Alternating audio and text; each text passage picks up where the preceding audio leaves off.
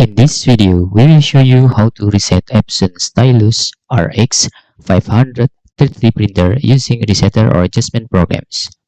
Before you download this resetter or adjustment programs, we suggest you to disable for your antivirus, including Windows Real-Time Protection and the Temper Protection if you are using Windows 10 or Windows 11.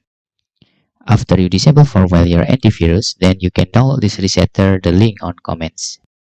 After you download this resetter file, you can extract the file by right-clicking on the file and select Extract All. And please click Extract button here. After that, you can open the resetter folder and run the adjustment programs.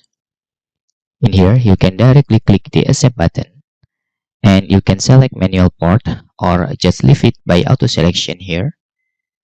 After that, you can click Particular Adjustment Mode button. Then choose Wash Ink Pad Counter and click OK. After that, you can tick the main pad counter option and the FL box counter options. After that, you can click Check button. Then you can click Initialization button.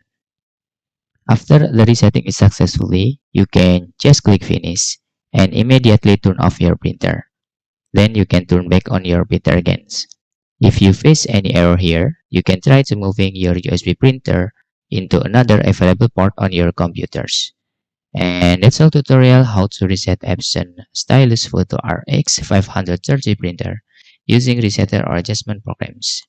If you have any questions, you can fill in the forms comment below, and thanks for watching.